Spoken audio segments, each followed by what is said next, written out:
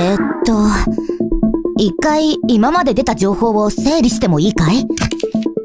今回の事件で殺されたのは桃利ちゃんと橋沢ちゃん。二人の殺され方からあたいたちは同一犯だと疑っていたけど、実際は殺された橋沢が桃利を毒殺していたっつうわけだ。自分のデザインしたドレスを着せることでな。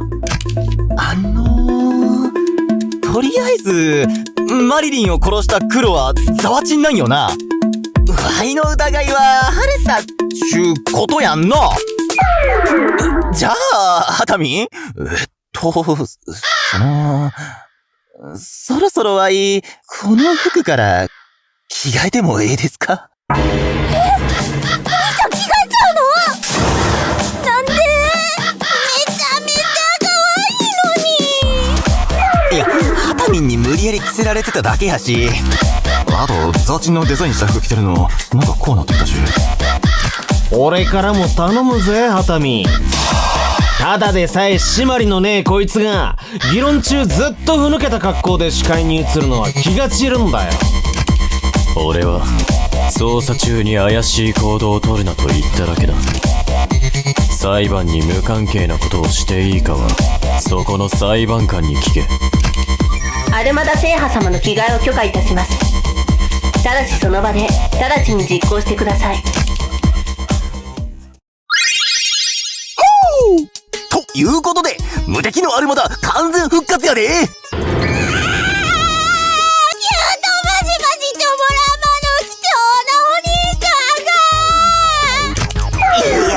よかった。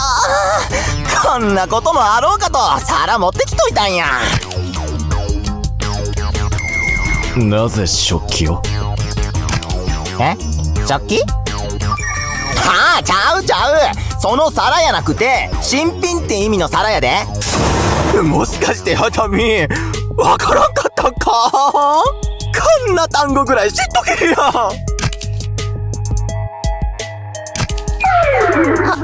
ハタミくん、大丈夫だよ。わからないことの一つや二つ誰にだってあるって。お前のその意味不明な同情の視線が一番尺に触るからやめろ。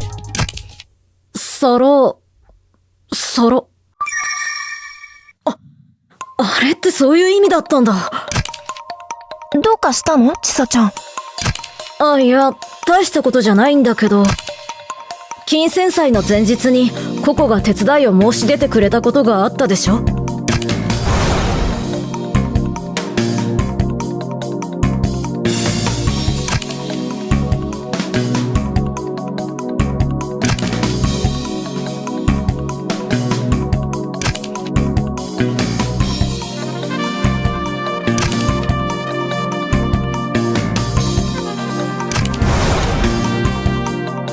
あの後ランドリーでエプロンの汚れを落として家庭科室に戻ったんだけど、頼んだはずなのに結局テーブルに皿は並べられてなかったんだよね。で、なぜかそこにエプロンだけ置いてあってさ。まあココも衣装制作で忙しいだろうし手伝えなかったのかなって思って気にしてなかったけど、今の話で合点がいったよ。ココは食器の皿を新しいエプロンのことだと誤解してあれを用意しちゃったんだね。いや、それは少し妙だろう。そう？私は結構すっきりしたけど。これ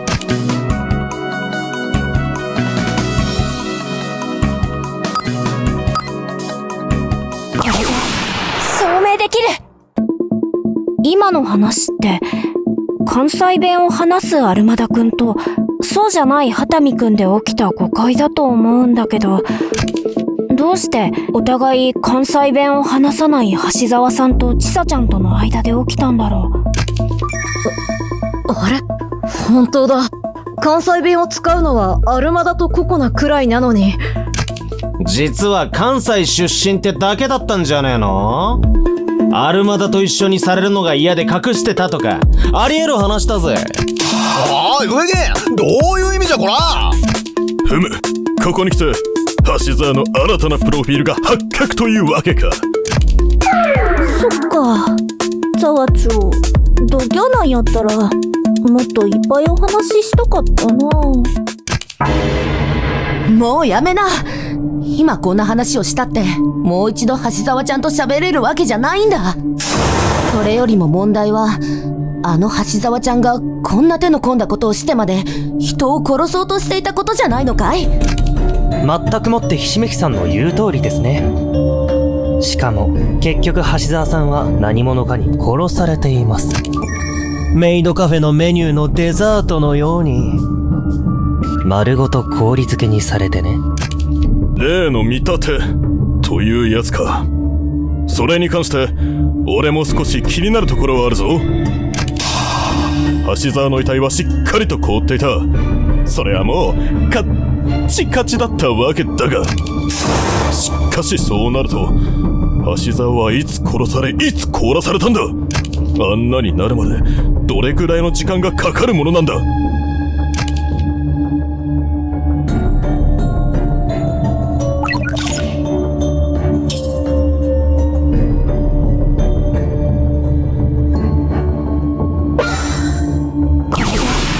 証明できる。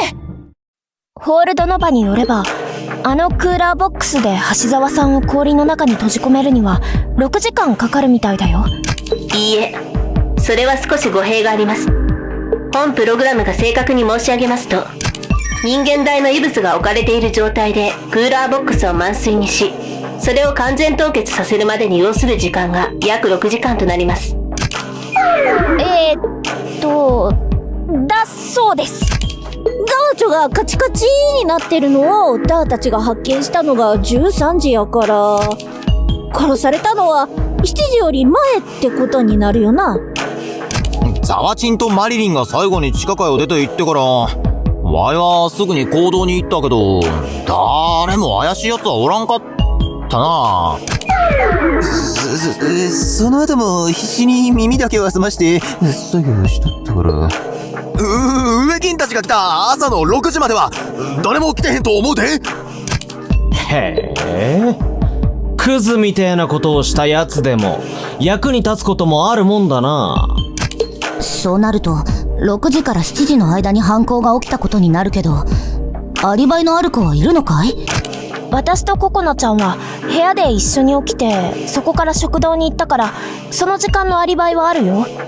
それなら俺も松岡と薬草室に行って、その後すぐに食堂に向かったからアリバイはあると思うぜ。うちの特別サービスで植金を落ち着かせてた時間やもんね。おい植金、サービスってなんやサービスって。ワイの大切な妹に変なことしてへんやろうな。うるせえ、その件はありがとうございました。ところで話の腰を根本から折ってもいいですか。6時から7時までのアリバイを丁寧に確かめているところ申し訳ないんですが、僕見ちゃったんですよね。10時半くらいに橋沢さんのこと。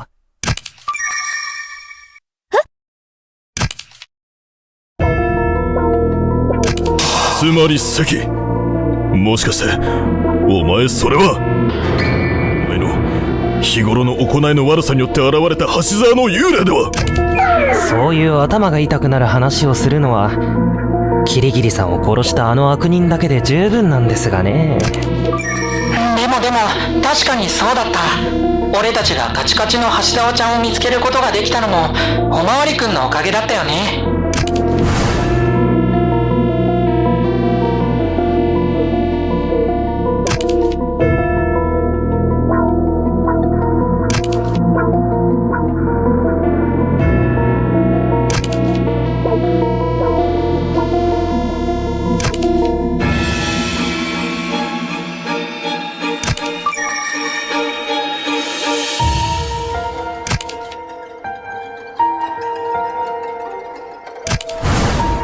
ええ。ですので、僕が橋沢さんを目撃している以上、6時から7時のアリバイを洗うのは無意味だと思いますが。ふざけんな。橋沢を凍らせるのには6時間かかるんだぞ。てめえの目撃証言こそ矛盾しまくってんじゃねえか。そうだね。またあたいたちをかき回して遊んでるだけの可能性もあるよね。でも今の状況で関君が嘘をつく必要はないと思うよ。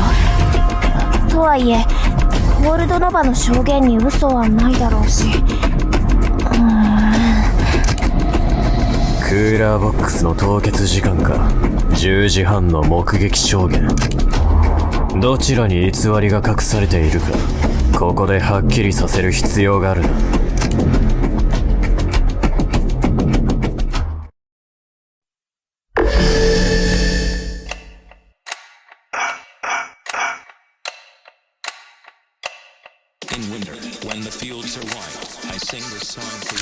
こんな議論するだけ無駄だぜ。どうせ関の野郎の嘘っぱちに決まってる。そんなこと言っても橋沢さんを見ちゃったのは事実なんですから仕方ないじゃないですか。それがあんたの見間違いって可能性はないのかい？後ろ姿だけを見て橋沢ちゃんだと思い込んだとか。どうやったら彼女のあのシルエットを他の誰かと勘違いするんです？それにしっかりと顔も確認しましたよ。じゃあクーラーボックスの凍結時間が間違ってるんじゃない？ホールドノバが嘘をついているってこと？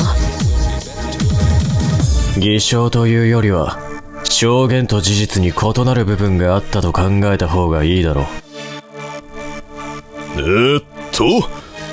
それは一体どの部分だ？完全凍結させたところか、中に人を置いたところか、それともクーラーボックスを満水にしたところか。間違っ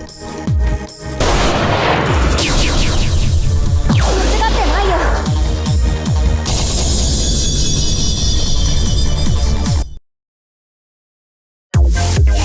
そうか。だからホールドノバはさっき私の発言をわざわざ訂正したんだ。人間大の異物が置かれている状態でクーラーボックスを満水にし、それを完全凍結させるまでに要する時間が約6時間。彼女の証言と実際の証拠品で矛盾しているものが控え室にあったんだ。あの部屋のロッカーの中にはクーラーボックスに入っていたペットボトルが詰められていたんだよ。それってココを凍らせるためには水が必要だからクーラーボックスのペットボトルの水を使ったってことだよね。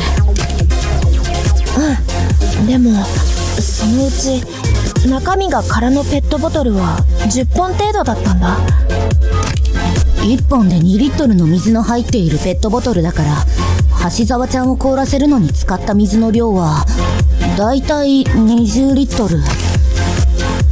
明らかに水の量が足りないね。その量をボックスの中に入れて凍らせたとしても平べったい板が出来上がるだけだ。だが犯人がその量の水しか凍らせていないとすれば実際の凍結時間は想定より大幅に短縮されることになる。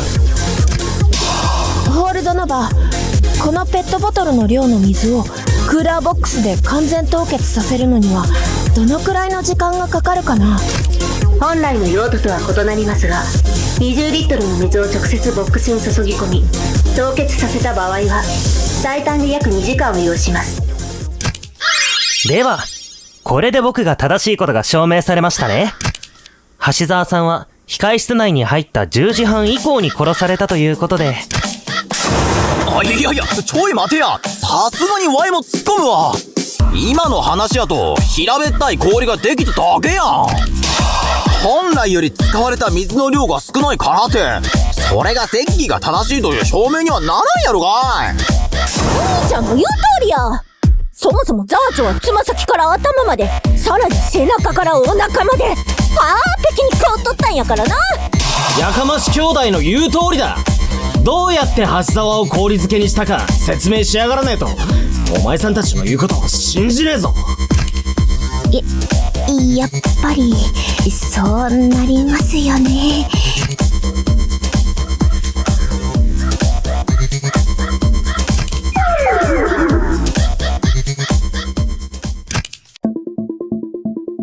ロッカーの件もそうだが、この絵、事件前後で他にも控室に変化があったと言っていたよな。こ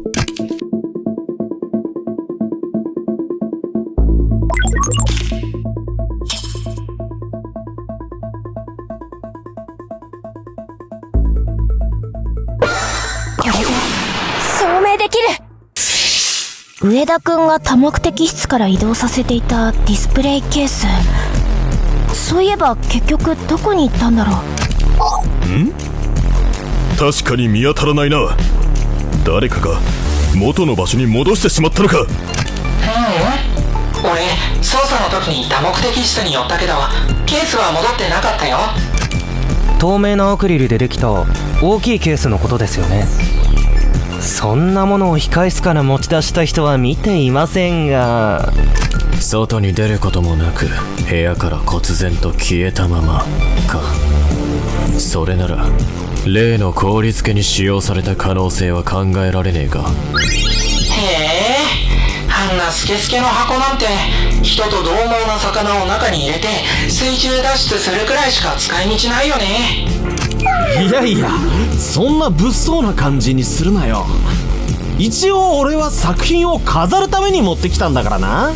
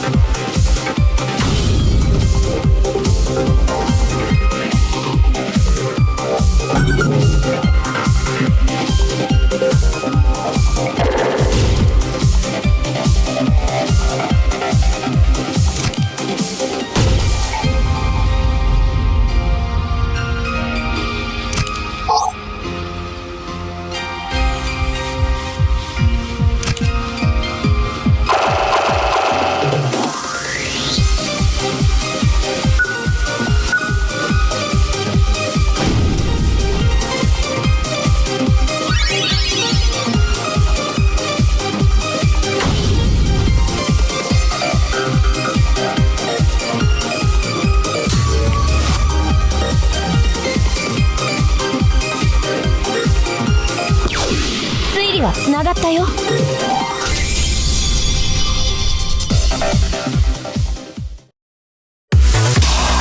うか、わかったよ。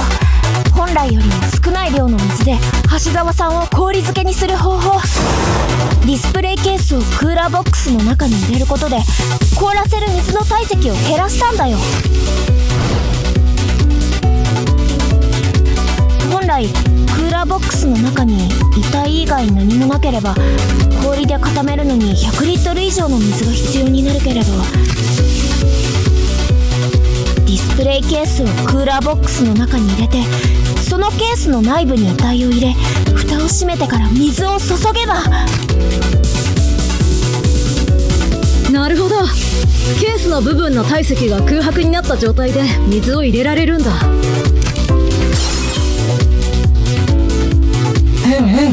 透明なケースだから透明な水と相性も良くて綺麗さっぱり俺たちの視界から消えてたってことなんだね。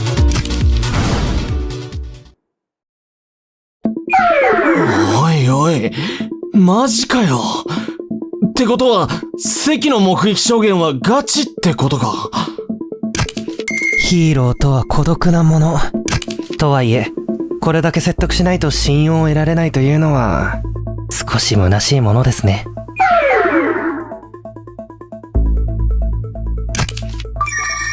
では、僕の発言を少しは信じていただけたということで、橋沢さんの目撃について一つ、補足をしてもいいですか？まだなんかあんの？うちもお腹いっぱいやな。面倒なことに審査員を強制させられた僕は、今朝は公道でずーっと待機をしていたというわけなんです。知ってるよ。だからあんたは10時半に橋沢ちゃんを目撃することができたわけだろ？そう。まずはじめに、橋沢さんが一人で控室に入って、あとは皆さん、複数人で入室していましたよね。つまりおかしなことに、僕が見たのは彼女だけなんです。この意味、わかりますか？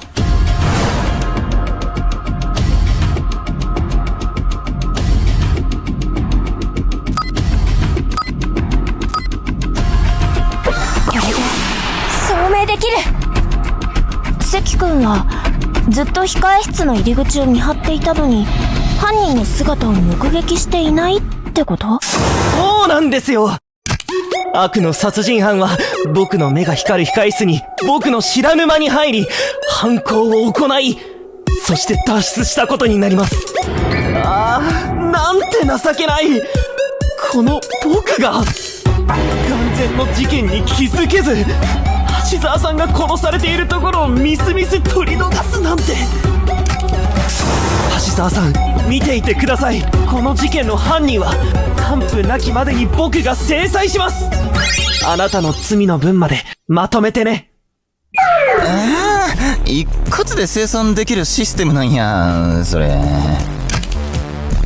不本意だが、こいつの証言をもとに謎を解かなきゃならねえのは事実だ。控え室の出入り口に犯人の影がなかったのなら、あの場所以外に侵入できる場所がないか探してみるしかねえな。脱出マジックの謎を解き明かすんだね。よーし、頑張るぞ。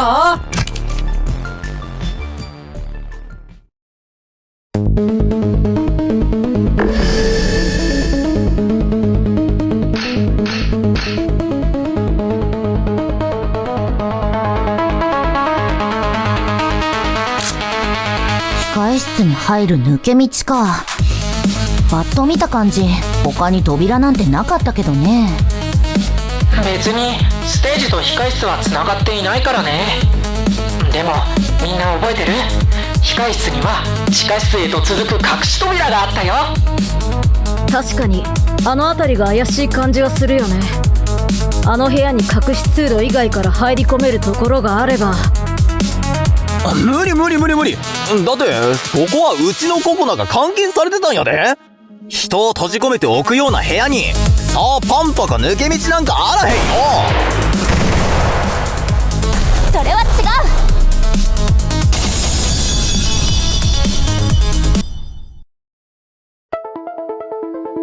う。ちょっと待って、アルマダ君。確かにあの部屋には他の場所から入り込める扉はなかったけど、ダムウェーター、あの小さな昇降機を使えば関君の監視を逃れて控室の中に入り込むことができるかもしれない。あのダムウェーターは地下室と家庭科準備室を行き来できるようになっているからね。だから家庭科準備室側のダムウェーターに乗り込んで地下室に移動して、あとは控室の隠し扉から侵入すれば。その昇降機なら値も確認したけど、かなりサイズが小さくなかったかい？本来は食べ物を運ぶためのものだから仕方ないとは思うんだけど、本当にあの中に人間が乗り込めるものなのかな？捜査時間中に検証したところ、一般的な体格の女子であれば体を折りたためば中に入ることはできた。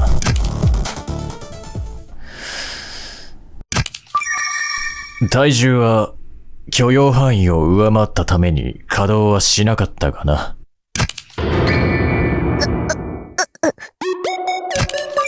じゃあダメじゃねえか。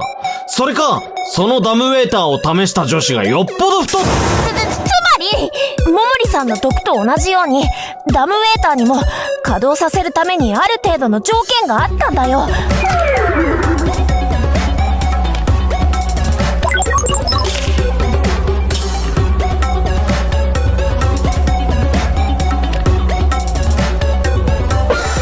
これで、証明できる。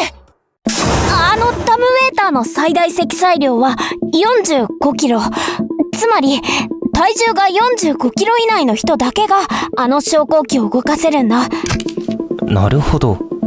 では、橋沢さんを殺した黒は、体重 45kg 以下の人物。となりますと、ある程度は絞られそうですね。島立さん。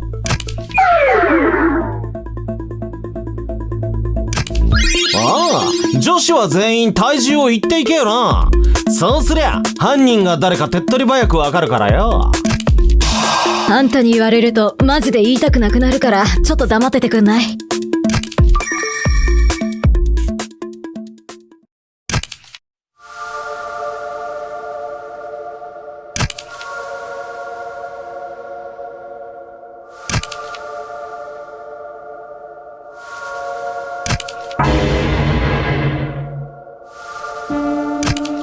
島立ちゃん、その顔、何か言いたいことがあるんでしょ？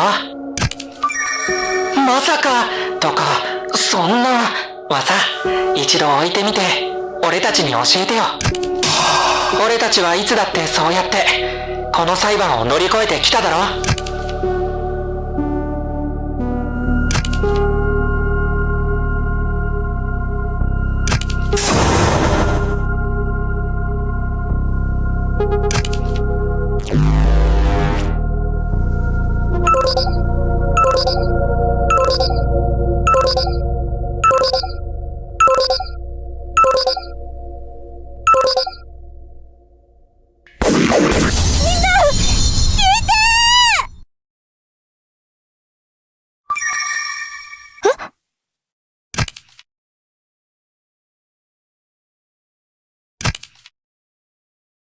ごめん。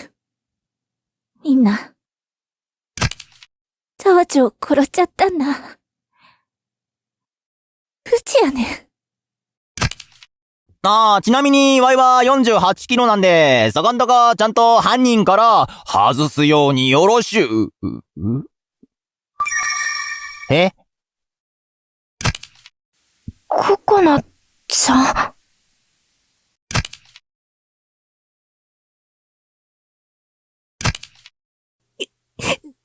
お兄ちゃん、ちゃんこの、みんな、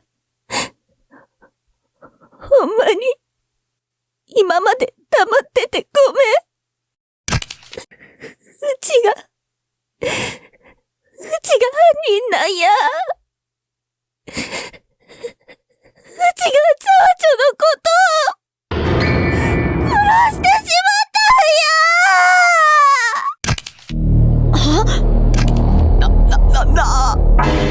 なんでと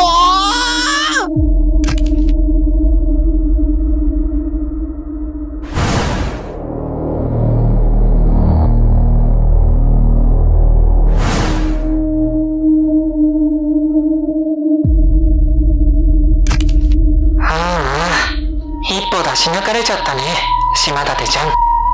これでライトはもう、あっちに取られちゃったよ。どうしてそんな言い方するの？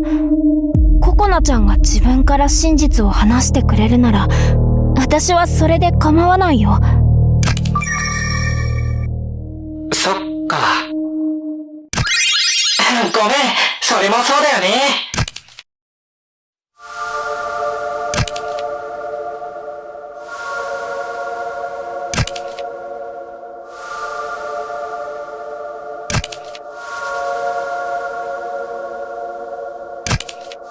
本当にお前さんが殺したっていうのか？だったらなんで今の今まで何も俺たちに言わなかったんだよ。ごめん。ほんまにごめんな。でもうちほんまに怖くて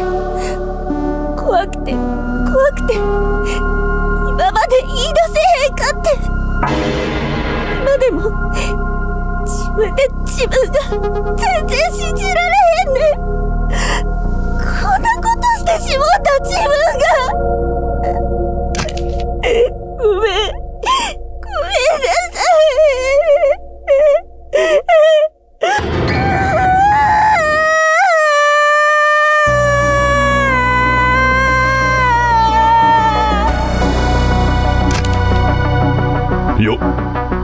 よし。まずは一回落ち着くんだ。そうだね。まずは落ち着いて深呼吸しな。それからゆっくりでいいから話してくれないかい？どうして橋沢ちゃんの命を奪うことになったんだい？きっと何かのっぴきならない事情でもあったんだろう？うちらみんなを守りたかって。守る？お兄ちゃんがペンキかぶった時、うちも一緒についてって洗うの手伝ったや。あの後お姉様たちの発表は大丈夫か、続行できるんか、何か手伝えへんかな思って家庭科室に行ったんよ。そしたらお姉様がそこで倒れてて息もしてなくて、それでうちパニックになってしもて、急いでみんなに知らせよう思って近道になると思ってダムエーターに飛び乗って控室に駆けつけたら。大体読めてきましたよ。ちょうどそこに橋沢さんがいたというわけですね。そうや。それで話しかけようと思ったら情緒がつぶやいとったんや。計画通り桃利は死んでくれたし、あとは私が脱出するだけ。残りの奴らなんて勝手にみんな死ねばいいのよって。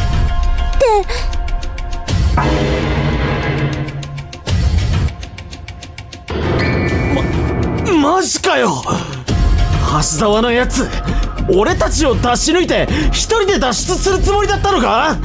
せやからうちみんなが死んだらあかん、なんとかせなあかんと思って。それでこんなことになるなんて、学級生話になるなんて全然思わへんくて。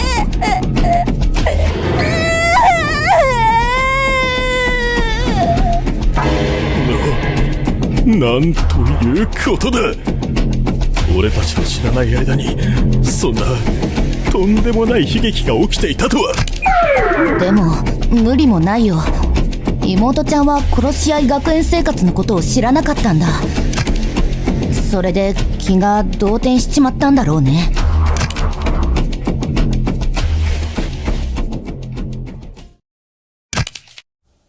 なるほど。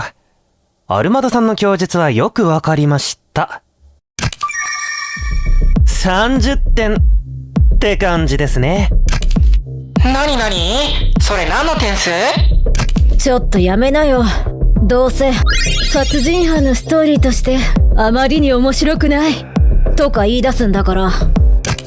いやまあ確かにそれもあるんですけど、今の話あまりにも違和感がありませんか？そうだな。殺人事件を目の当たりにした結果、動揺し防衛手段として殺人を犯した。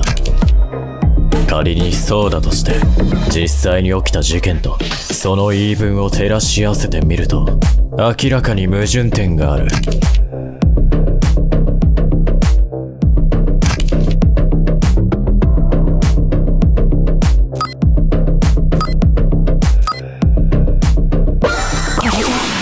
証明できる。桃利さんは橋沢さんの毒によって倒れ、橋沢さんはココナちゃんに殺されたのだとしたら、彼女の遺体をクーラーボックスに閉じ込めて氷漬けにしたのはココナちゃんってことになるよね。それはそうでしょうね。先ほども言いましたが、僕が見張っている間、行動から単独で控室に入ったのは橋沢さんだけでした。では、同じく控室に入った皆さんのうちの誰かが？いえいえ、部屋に一緒にいる相手に気づかれずに遺体を氷漬けにするなんてことは到底無理な話です。となると、不思議ですね。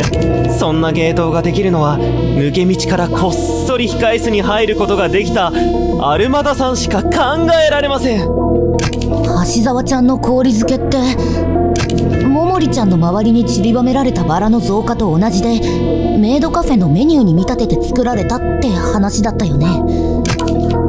だけど桃李ちゃんを殺したのは橋沢ちゃんだろ。あの子も偶然桃李ちゃんをカフェのメニューに見立てたってことかい？特殊な条件で発動する毒という変わった凶器をわざわざ使うやつが現場に戻るリスクを負ってまで遺体を飾りつける真似はしねえだろう。当然どちらの見立てもこの女がやったと考えるのが自然だ。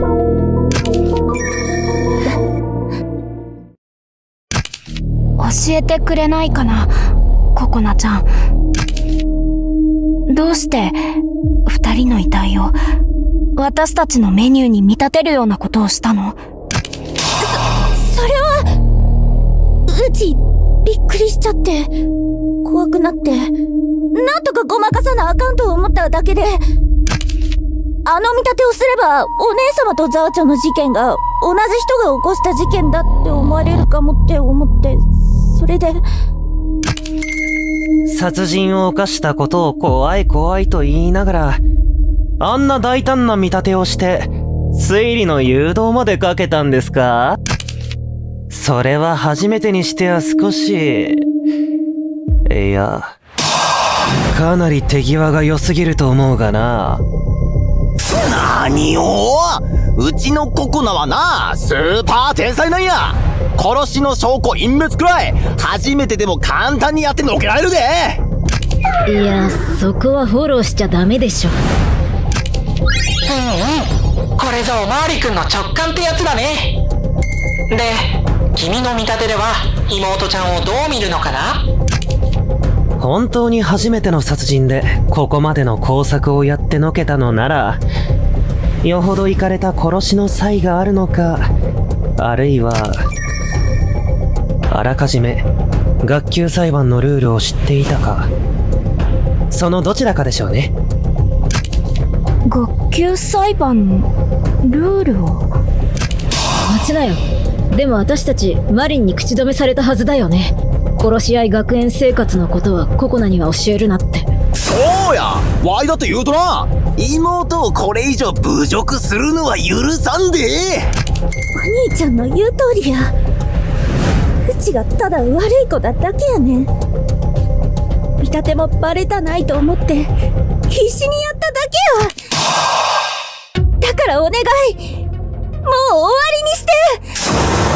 みんなうちに投票しよう。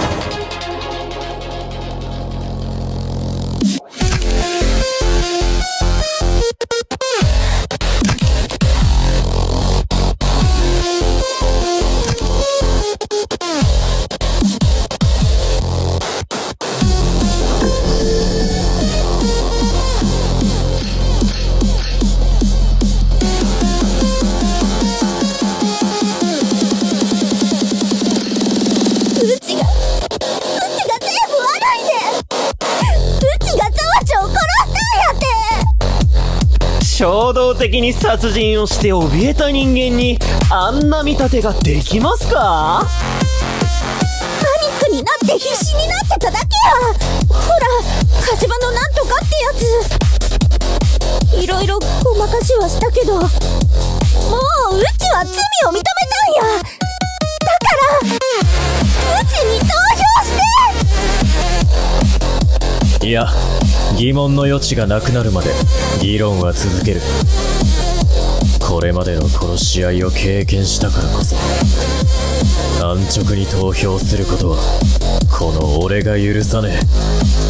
そうや、ここで投票したらココナはお仕置きされてしまうよで。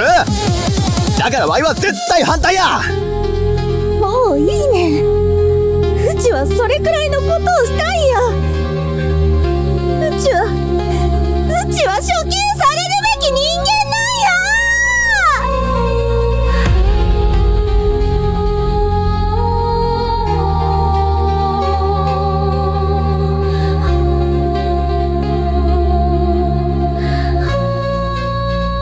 うちが全部悪いで。うちがゾワちゃんを殺したんやって。衝動的に殺人をして怯えた人間にあんな見立てができますか？パニックになって必死になってただけや。ほら、火事場のなんとかってやつ。いろいろごまかしはしたけど、もううちは罪を認めたんや。だからうちに投票して。いや、疑問の余地がなくなるまで議論は続ける。これまでの殺し合いを経験したからこそ、安直に投票することはこの俺が許さねえ。そうや、ここで投票したらココナはお仕置きされてしまうよで。だからワイは絶対反対や。もういいね。うちはそれくらいのことをしたいや。うちは処刑されるべき人間なんや。それは違う。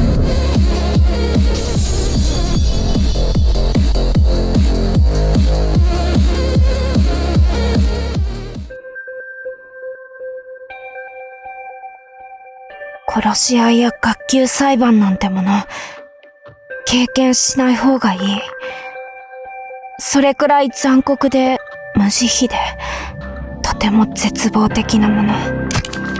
だからココナちゃん、あなたは知らなくてよかったはずなんだよ。この殺し合い学園生活の、そしてこの学級裁判だけで意味するお仕置きの正体をね。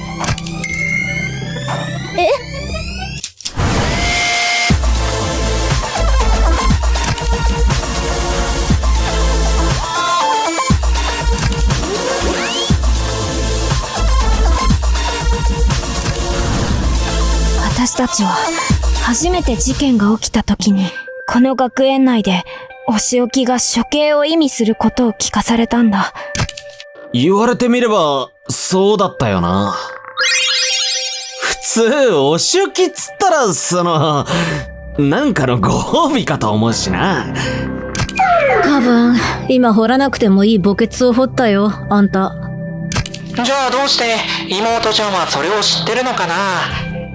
この中の誰かに教えてもらった？それともなんや、何言われるかと思ったらそんなことか。誤解させてごめん。うちなんとなくこの学校がヤバいことに巻き込まれてるのは分かってたんや。ほら、この手首の電子生徒手帳ってやつ、これをピコピコってしてたら高速って画面が出てきてん。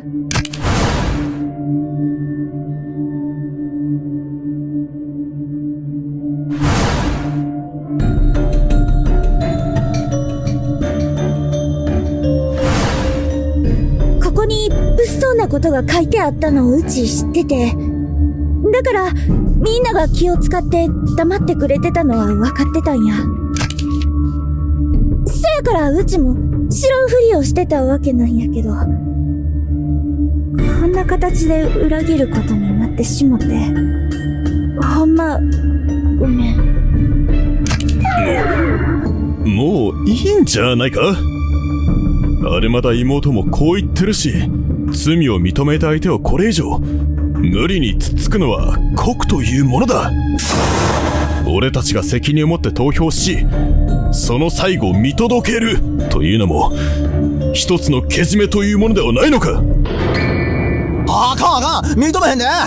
お仕置きのこと知ってたんやったらなおさら自白するのはおかしいやろ。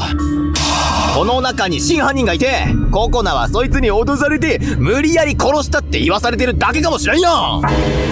知らんけど。そこの考えなしの言うことも一理ある。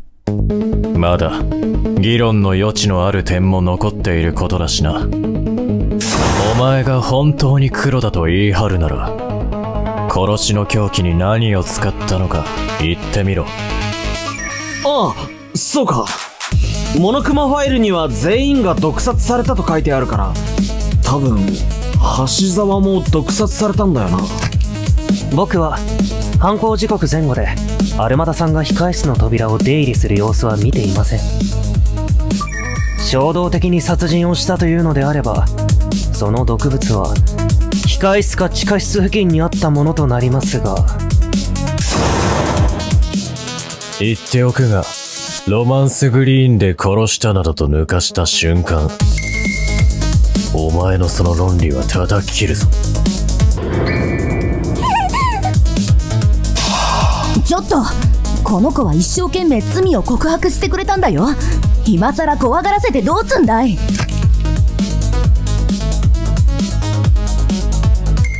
ニルポよ、大丈夫。怖くて今まで言えへんかったけど、やっぱりうちのせいでみんなが処刑されたら嫌やもん。わかった。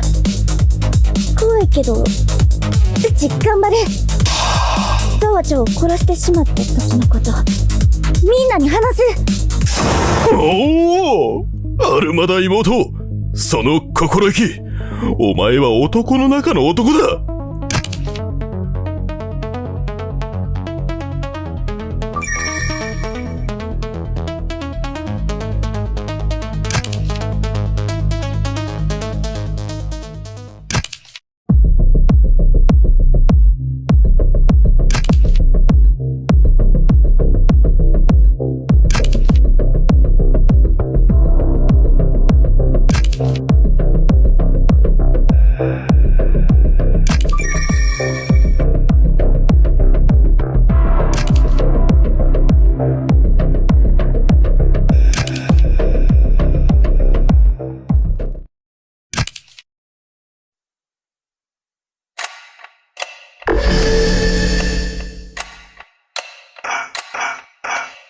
In winter, when the fields are wide, I sing this song for your delight. In spring, when woods are ザワちゃんの独り言を聞いた後、みんなを守りたいと思ったうちは、とりあえずザワちゃんに話しかけてみたんや。毒は何に仕込んだんだい？控室にグラスが倒れてたやろ。あれや。うちは隙を見てザワちゃんの飲んでたグラスの中に毒を入れたねん。そしてザワちゃんは気づかずにそれに口をつけてバターンということは、その場ですぐに調達ができた毒だということか。そんなもの一体どこにあったというのだ。ウェイキンが前に教えてくれてたよな。人が死ぬくらいのすっごい危ない毒の植物があるって。うちはその葉っぱを1枚ちぎって入れたんや。ディスプレイケースに飾ってあったあの赤い花の葉を。力を貸して。それは違うな。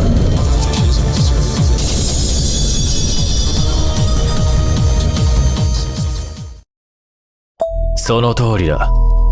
ロマンスグリーンは限定的な毒物だとしたら、残るは楽屋に飾られていたあの毒草しかねえよな。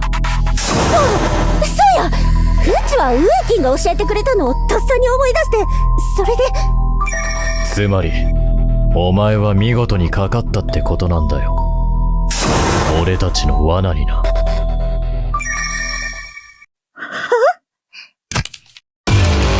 罠？それって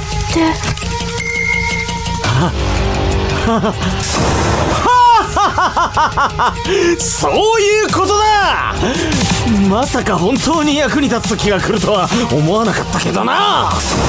超高校級の庭師である俺がマジで危ねえ毒草を目の離れたところで管理なんかするわけねえだろうが。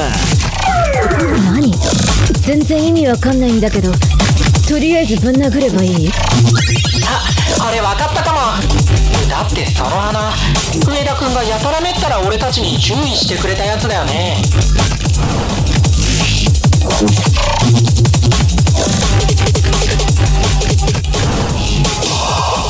れやで。グッチに直接教えてもらった。花の種類も絶対に見間違ってへん。だとしたらさ、その花に毒があるという情報自体が上田君のいたずらだったんじゃない？いたずら？巧妙で聡明な罠と言ってほしいもんだ。鳩山の言う通り、俺はお前さんたちに偽の情報を言ったんだ。確かにあの草は基本的に猛毒を持つ種だが、赤いのはその中でも毒を持たない新種なんだよ。銀線祭で殺しを企むやつがいるとは思ってなかったけどよ。万一の策としてこいつをハッタリに使うことにしてたんだ。こうやって凶器をちらつかせておけば、何かの気の迷いで殺しに走るやつ止められるかもしれねえからな。驚いたね。あんたが誰かを罠にはめるような高度なことができるなんて。上田さんがそんな性格の悪いことできるわけないじゃないですか。どうせ畑見さんの入れ知恵ですよ。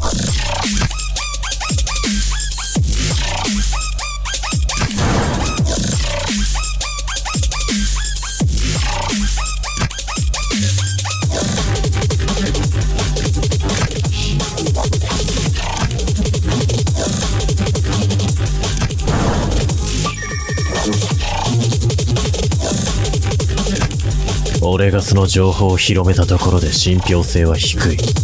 だから任せたんだよ。超高校級の庭師である金次にな。とはいえ、正直、いつボロが出るかと肝を冷やしていた。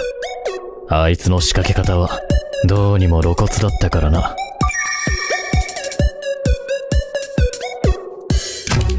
おい、せっかくの俺の見せ場なのに嫌な言い方すんのやめろよ。待ってくれ。そしたら、その偽の情報を使ったココナは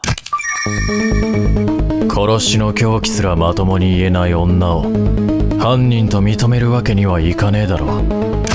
あれまだ妹、お前さんは橋沢を殺した黒じゃねえってことだ。何か秘密を隠してるならおとなしく白状しな。うわけーはためーかっこいい。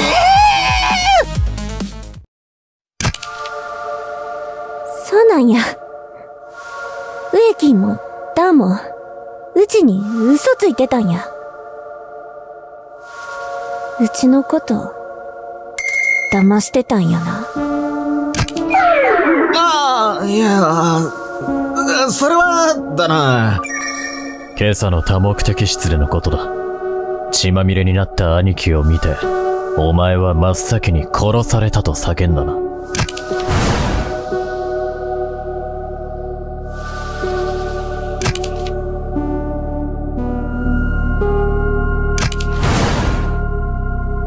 だがその発言は、あの惨状を初めて経験したにしては不自然なんだよ。お前が血生臭いことを知らない女を演じたかったのであれば、まず真っ先に兄貴に駆け寄り、その怪我の状態を確認するべきだった。それは確かに違和感がありますね。僕でさえ、初めて殺し合いが起きた時は、どう見たって亡くなっている被害者を目の前にしても、どうにかしてその命を救うことができないか考えたものでしたから。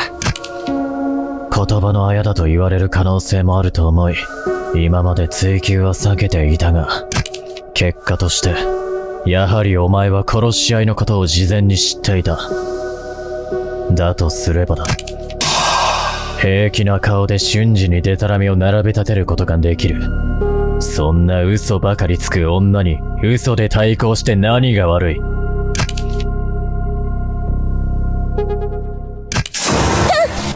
ったらもう喋らへんもん。ターのことなんて嫌い大嫌い後で父様に言いつけてやる。そんで嘘つくたびに鼻の下が伸びる体にされてまえばえ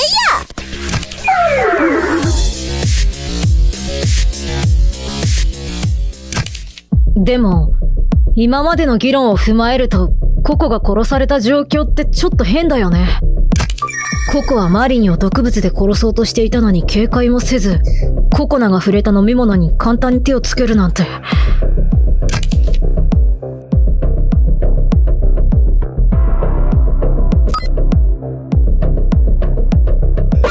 れで証明できる。それにダムウェーターを使って隠し扉からいきなり入ってきたココナちゃんに対して特に警戒した様子もないのもおかしいよね。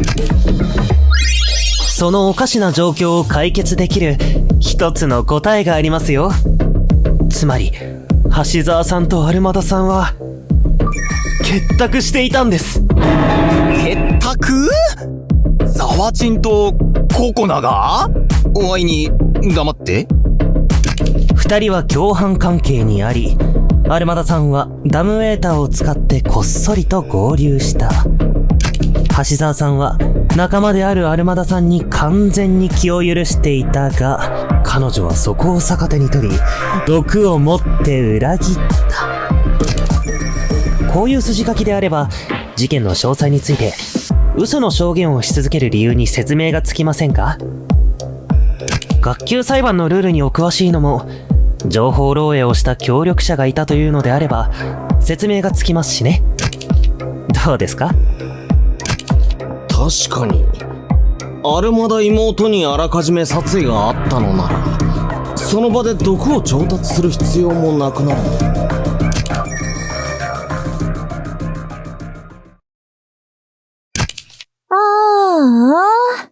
綺麗に終わりたかったんやけど、バレちゃしゃあないな。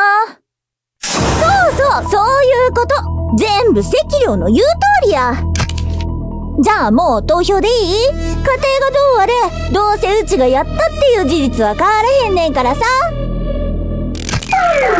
なんか投げやりになってない？は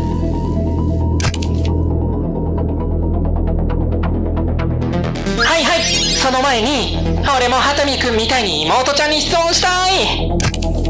妹ちゃんが今回起きた2つの事件を同一人物の犯行に見せるために見立てをしたってのは本当なんだよね。だったらさ、どうしてカフェのメニュー通りに見立てをせずにあんな余計な要素を付け加えたの？何のこと？ちゃんと言ってくれへんとうちわかんない。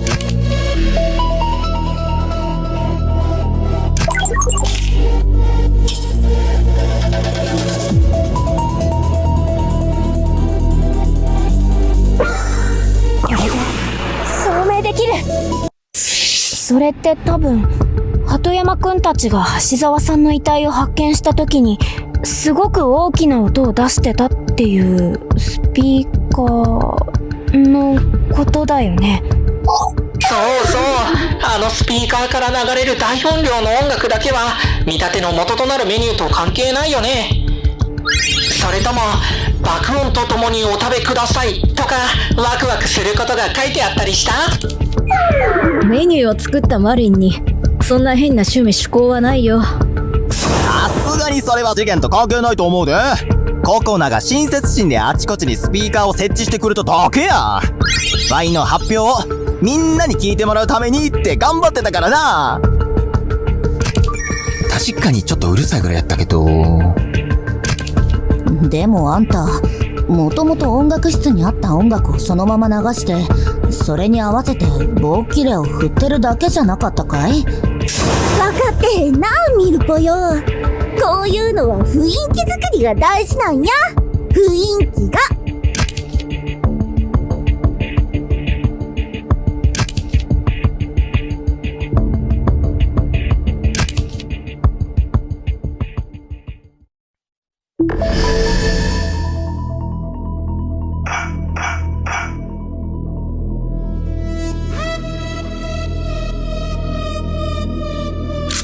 お兄ちゃんが保証したる。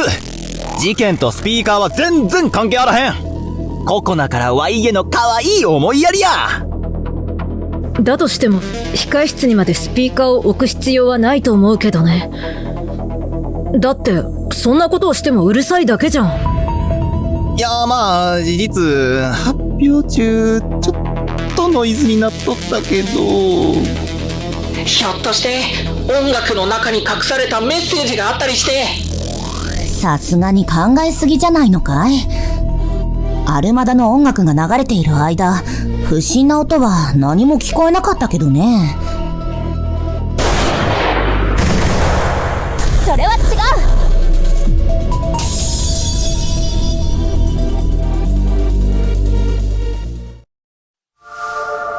ひしめきさん、アルマダくんの発表の間、音楽以外気になる音は何もなかったんだね。うん。ハタミたちがやってきて発表を中止にするまでは、至極平和にアルマダが棒を振って何やら踊ってたはずだよ。すみません、式って言ってもらってもいいですか？私はアルマダくんの発表が始まる直前に講堂を飛び出して家庭科室に向かったんだ。地下室で受け取った紅茶のカップとソーサーが冷えていて、なんだかそれが完璧主義の桃李さんらしくないと思ってね。それは私が追いかけて、あとはなんかおまけで上田がついてきたんだよね。うん。そして3人で桃李さんの遺体を見つけて死体発見アナウンスを聞いたんだ。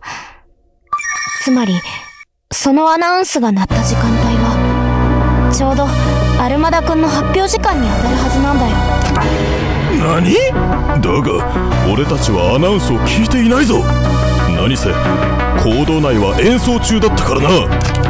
でももしも鳩山くんの言った通り、その大きすぎる音ですら事件の中に組み込まれていたものだったとしたら、死体発見アナウンスの音を発表の音楽で上書きすることが目的だったんじゃないかな。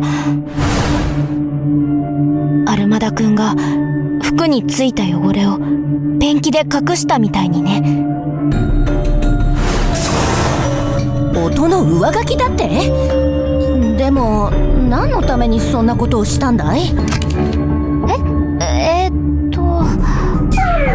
講堂の中にいる人たちに対して事件の発覚を遅らせるためかな。でもアナウンスの音をかき消しても3人以上の人が遺体を発見した以上、事件のことをみんなが知るのは時間の問題だろうし、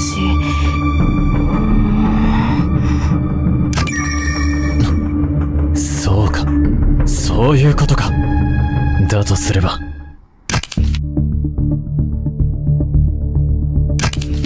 この絵、お前に今一度聞いておかなきゃならねえことがあるな。死体発見アナウンスは何回鳴ったんだ？桃李さんの遺体を見つけてからみんなに知らせるために講堂に戻るまでに聞いたアナウンスは1回だけだよ。でもどうして回数なんか聞くの？死体発見アナウンスは事件発生を知らせるアナウンスなんだよね。いや、お前のその回答により今までの話は大きく変わってくるかもしれねえ。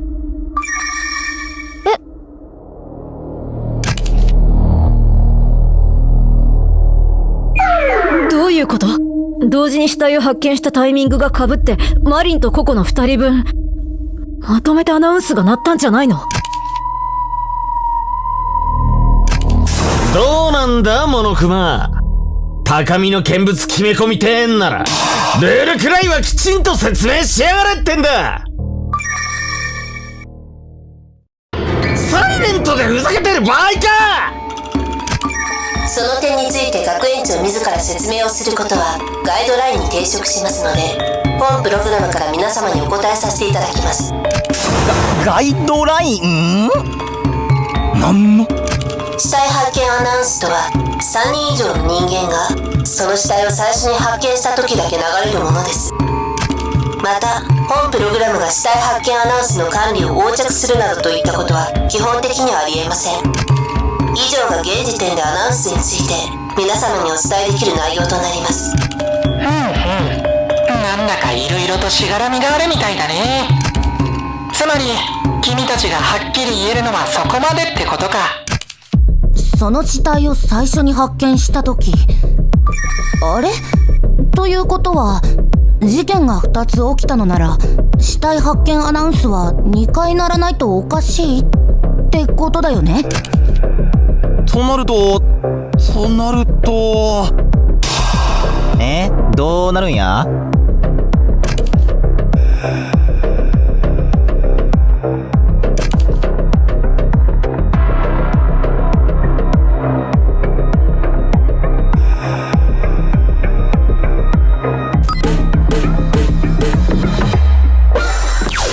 そうだったんだ。